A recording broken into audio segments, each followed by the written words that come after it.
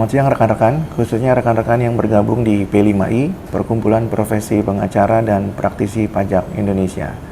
Ada banyak pertanyaan yang masuk kepada kami, salah satunya adalah berkaitan dengan penerapan Cortex yang sedang berjalan dan apakah Cortex tersebut telah diterapkan dengan berkeadilan. Tentu untuk menjawab pertanyaan ini, kami harus memberikan gambaran terlebih dahulu kepada rekan-rekan bahwa tujuan di desainnya Cortex ini sebagai sistem inti perpajakan adalah dalam rangka mencari data sebanyak-banyaknya bagi kepentingan Direktur Jenderal Pajak dalam rangka mencari target penerimaan negara dari pajak. Tentu di satu sisi, wajib pajak akan berpikir ini adalah keuntungan bagi pemerintah, dalam hal ini adalah Direktur Jenderal Pajak. Yang menjadi pertanyaan wajib pajak, lalu apa manfaat dan keuntungannya bagi wajib pajak? Salah satu keuntungan yang bisa diterima oleh wajib pajak adalah mereka bisa dibantu dalam pengadaan data atau informasi berkaitan dengan lawan transaksi wajib pajak. Kalau gitu pertanyaan berikutnya, apakah ada keuntungan yang lain? Nah, keuntungan lain inilah yang tentunya harus kita diskusikan bersama. Karena Cortex bukan hanya semata-mata memberikan data dan informasi kepada Direktur Jenderal Pajak dan wajib pajak, tapi juga Cortex seharusnya memberikan rasa keadilan kepada wajib pajak. Bagaimana penerapannya? Saya berikan contoh sebagai berikut. Ketika seorang wajib pajak, baik orang pribadi maupun badan, dilakukan pemeriksaan pajak oleh Direktur Jenderal Pajak, maka semua kegiatan pemeriksaan tersebut harus diupload melalui Cortex. Mulai dari SP2L, surat pemberitahuan pemeriksaan lapangan, kemudian ditindaklanjuti dengan undangan, pemberian keterangan dalam BAPK, kemudian ditindaklanjuti juga dengan permintaan buku, dokumen, dan catatan. Dan pada akhirnya, Direktur Jenderal Pajak akan menerbitkan SPHP. Semua dokumen yang saya sebutkan tadi tentunya akan diupload melalui Cortex, tidak lagi dikirimkan melalui pos atau secara manual melalui hard file, tapi akan dikirimkan melalui Cortex. Kemudian, setelah SPHP disampaikan melalui Cortex, tentunya akan disampaikan juga undangan pembahasan akhir. Nah, ketika terjadi pembahasan akhir, yang menjadi pertanyaan adalah apakah pembahasan akhir tersebut dapat direkam oleh pemeriksa pajak dan Direktur Jenderal Pajak? Karena sebelum Cortex diterapkan, menurut Peraturan Dirjen Pajak Nomor 7 Tahun 2017, pemeriksaan pajak itu harus dilakukan perekaman. Pertanyaannya, apakah ketika nanti Cortex diterapkan, pemeriksaan pajak khususnya dalam pembahasan itu tetap akan dilakukan perekaman? Dan apakah hasilnya juga bisa diupload di Cortex? Sehingga pemeriksa pajak dan wajib pajak sama-sama dapat melihat dan mengevaluasi hasil pembahasan. Kalau ini belum bisa dilakukan, maka Cortex belum bisa memberikan rasa keadilan. Kenapa demikian? Karena apalah gunanya Cortex diterapkan kalau kemudian pada saat pembahasan akhir, pemeriksa pajak tetap melakukan koreksi sesuka hati pemeriksa pajak atau koreksi yang tidak berdasarkan akuntansi pajak maupun hukum pajak.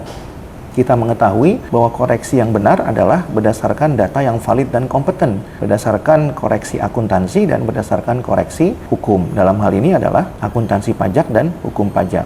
Namun, ketika perekaman itu tidak bisa dilakukan dan tidak bisa diupload di Cortex, maka hal tersebut belum bisa memberikan rasa keadilan kepada wajib pajak. Karena pemeriksa pajak bisa saja, tanda petik, atau patut diduga, memaksakan koreksinya dalam rangka mencari target penerimaan pajak. Misalnya, saya berikan contoh, pemeriksa pajak tetap kekeh untuk melakukan atau menerbitkan koreksi dalam pembahasan akhir itu ditetapkan katakanlah 5 miliar rupiah. Sementara wajib pajak tetap bertahan bahwa koreksinya itu nihil. Tentu ada perbedaan yang sangat signifikan. Nah, untuk bisa membuktikan apakah koreksi yang benar itu telah dilakukan oleh pemeriksa pajak atau sebaliknya wajib pajak yang benar untuk tidak bisa dilakukan koreksi, maka harus ada alat bukti yang cukup. Salah satunya adalah perekaman. Nah, oleh karena itu, kalau kemudian Cortex ini tidak bisa melakukan itu, maka Cortex ini belum bisa memberikan rasa keadilan kepada wajib pajak. Jadi Cortex ini hanya semata-mata digunakan untuk administrasi saja, meskipun administrasi tersebut belum memberikan rasa keadilan. Nah, harapannya ketika pemeriksaan pajak itu dilakukan, maka untuk bisa memberikan rasa keadilan, perekaman itu juga tentunya bisa diupload di Cortex, supaya setiap wajib pajak dapat mengevaluasi, begitu juga dengan Fiskus dapat melakukan evaluasi yang sama. Pada akhirnya, ketika nanti pemeriksaan pajak ini diterbitkan SKP dan SKP tersebut menjadi sengketa dan harus diperiksa di pengadilan pajak, maka rekaman tersebut yang ada di Cortex bisa dijadikan salah satu pertimbangan hukum oleh majelis hakim di pengadilan pajak, atau dipertimbangkan menjadi salah satu alat bukti untuk diberikan pertimbangan dalam rangka membuat amar putusan di pengadilan pajak. Oleh karena itu, agar supaya Cortex bisa memberikan rasa keadilan, maka Cortex ini diharapkan bukan hanya sekedar menggadang-gadang penerapan teknologi informasi saja, tapi diharapkan juga dapat memberikan rasa keadilan dan terutama kenyamanan bagi wajib pajak. Kalau kita bicara pajak, rekan-rekan, kita tidak hanya bicara mengenai angka-angka saja, tapi kita juga bicara mengenai hak dan kewajiban, terutama kenyamanan. Karena selama ini, kalau kita bicara mengenai pajak, hampir tidak ada wajib pajak yang nyaman ketika dilakukan pemeriksaan pajak. Oleh karena itu, diharapkan Cortex itu bukan hanya semata-mata mengenai sistem informasi perpajakan saja, tapi juga dapat memberikan rasa keadilan dan kenyamanan.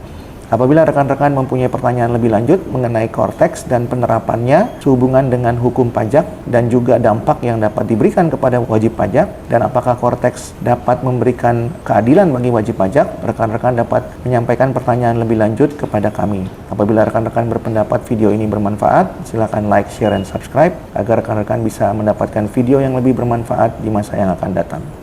Demikian sementara yang dapat kami sampaikan. Selamat siang, salam profesional.